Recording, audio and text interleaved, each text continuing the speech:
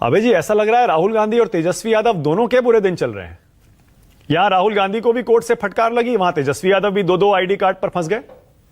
अबे जी, मानक जी, मैं एक बात आज बहुत स्पष्ट रूप से कहना चाहता हूं, और वो बात ऐसी है जिसको मेरा राजनीतिक दल नहीं मानता था, लेकिन मैं मानता था। लंबे समय से हमारे प्रधानमंत्री जी के लिए ये चर्चा थी। उन्होंने खुद ने कहा कि उनमें अलौकिक शक्तियां हैं, महामानव हैं। पार्टी नहीं मानती थी। मेरे अंतर मन में कहीं ना कहीं एक भरोसा था कि नहीं, कुछ तो है प्रधानमंत्री जी में, ऐसा नहीं हो सकता। आज वो बात चरितार्थ हो गई, आज वो बात सत्य साबित हुई, और कहानी वहां से प्रारंभ होती जहां से आपने खत्म की बेगूसराय की इस लिस्ट से।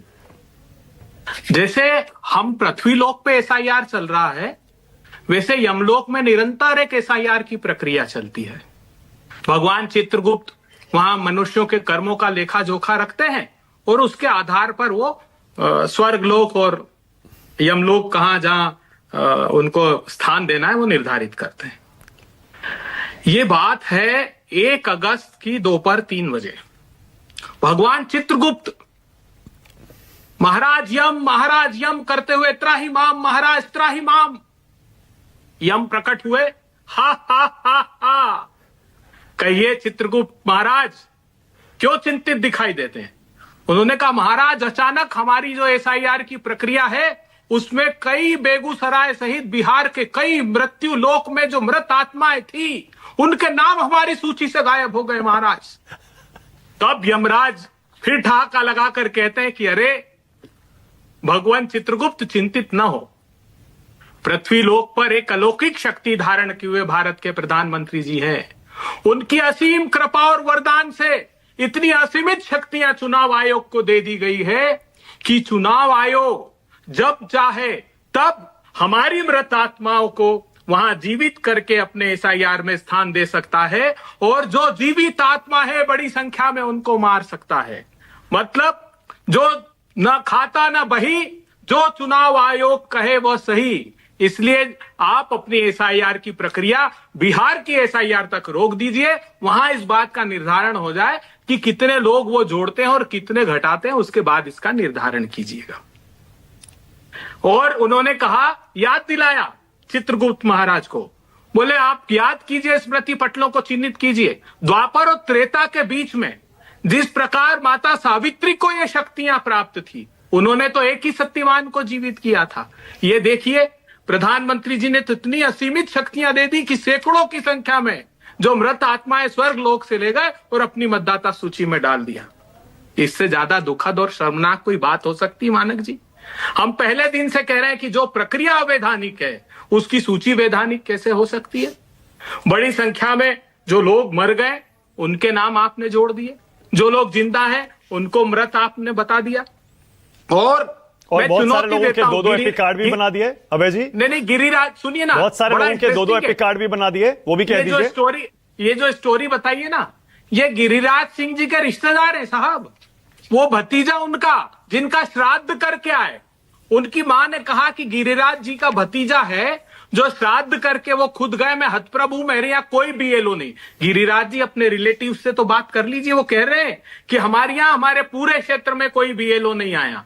सब मन गढ़ंत तरीके से इन्होंने हस्ताक्षर घर पे बैठकर बीएलओज ने कर लिए हैं, और ये एसआईआर की प्रक्रिया को आकार दिया है। हम पहले से जानते थे, जिस दिन चुनाव आयुक्त ने कह दिया 20% नाम तो कटेंगे, तब हमको लग गया कि ये बगैर प्रक्रिया शुरू की, और भारतीय जनता पार्टी उनका समर्थन पे समर्थन करती रही। एक सेकंड, इलेक्शन कमीशन ने कब कहा शुरू में कि 20% नाम कटेंगे? जब हम 11 राजनीतिक दलों के 18 लोग मिलने गए थे, मीटिंग स्टार्ट होती उन्होंने कहा कि हम मान रहे हैं 20% वोट कटेंगे। ये खुद चुनाव आयुक्त ने, सारे राजनीतिक दल गवाह हैं। हमने आते ही प्रेस ब्रीफिंग में पवन खेड़ा जी ने, जयराम जी ने, सबने कहा कि उनको कैसे पता है बगैर प्रक्रिया को स्टार्ट किया। अच्छा ठीक है, ओके। अच्छा ठीक है, सिर्फ इनको तकलीफ नहीं हुई, ठीक है, बाकी सबको तकलीफ। जरा थोड़ा बताइए ना, ये तेजस्वी यादव के पास 2 एपिक कार्ड कहां से आ गए? ये भी तो गड़बड़ी है ना, कहां किस लेवल पर हुई है ये? देखिए, एक बयान और आप ही ने इसका जवाब दे दिया। हाँ। अपने इस ओपनिंग स्टेटमेंट में इसका जवाब आपने खुद ने दिया। आपने क्या कहा कि एक सांसद महोदय सर्वोच्च अदालत गए कि उनकी वाइफ के 2 हैं। हाँ। तो ये तो चुनाव आयोग पर सवाल खड़ा होता है अगर 2 हैं, अगर हैं 2 तो हाँ। या तो गलत नंबर की एंट्री भी हो सकती है हाँ। या अगर सच में 2 हैं तो ये तो चुनाव आयोग पर गंभीर सवाल खड़े हैं। हाँ। वो सांसद महोदय अपनी वाइफ का कह रहे हैं, मैं कह रहा हूं ना आपको, ऐसे कई लोग, मैंने उस दिन भी जिक्र किया था, आपने कहा था ये संभाल के रखना, कि लोगों ने चिट्ठी लिखी कलेक्टर को कि एफआईआर दर्ज करो, हमको मृत्यु बता दी और हमारे घर कोई आए ही नहीं बीएलओ। 2003 से वो वोटर लिस्ट में रजिस्टर। अरे वहां तो एफआईआर की मांग हो रही है भाई, तेजस्वी यादव पर फर्जीवाड़े का आरोप लग रहा है। मैंने कहा ना, इधर राहुल गांधी फंसे हुए हैं, कोर्ट कह रहा भैया ऐसे बयान क्यों देते हो, आपको कैसे पता 2000 किलोमीटर जमीन हमारी ले ली चाइना ने। वहां तेजस्वी यादव फंस गए, वहां उन पर एफआईआर की चर्चा हो रही है, मांग। देखिए, मैं सर्वोच्च अदालत के बारे में कुछ नहीं कहूंगा, लेकिन जो यूरोप का सैटेलाइट सिस्टम है गैलीलियो, उसको पता है कि चीन कहां है। ग्लोनास जो रशिया का सैटेलाइट सिस्टम है उसको पता है। अमेरिका के जीपीएस को पता है। चाइना के बेदू को पता है। चाइना को खुद को पता है। ये डेटा कहां से कलेक्ट किया उन्होंने? जो सिंदूर ऑपरेशन में 5 विमानों के गिरने की बात आ रही है, आप ज्यादा मेरा मत मुंह खुलवाइए। ये पूरे विश्व को जानकारी है, सिर्फ भारतवासियों को जानकारी नहीं है, क्योंकि नहीं होने दे रहे हैं ये लोग। तो मैं सर्वोच्च अदालत के संदर्भ में टिप्पणी नहीं करूंगा। राहुल जी और हम सब आदर करते हैं, उनका कहा सर माथे पर है। वो जो भी बात कहें वो उनका अपना विवेक है। लेकिन आज जो सच्चाई है कि प्रतिपक्ष का अगर साथी सही बात करता है तो हर जगह से सत्ताधारी दल के लोग प्रताड़ित करने लगते हैं, लेकिन हम न झुकेंगे न डरेंगे। ये इंडिया गठबंधन की मीटिंग क्यों बुलाई है आपने? क्या रणनीति है? क्या वजह है कि लोकसभा चुनाव हारने के बाद अचानक आपको अब इंडिया गठबंधन याद आ गया? बीच में सब कह रहे थे नहीं, खत्म हो गया, खत्म हो गया। पवन खेड़ा जी का बयान भी है 5 तारीख को। नहीं, खत्म हो गया तो किसी ने नहीं कहा, माफ कीजिएगा। हमने कहा है लोकसभा चुनाव के संदर्भ में 5 तारीख को कर्नाटक में बड़ा खुलासा कर रहे हैं। बहुत बड़ा, पैरों के तले जमीन खसका देने वाला खुलासा है। ऐसा खुलासा है जिसकी कल्पना भी आप नहीं कर सकते। कौन सी तारीख को अभय जी?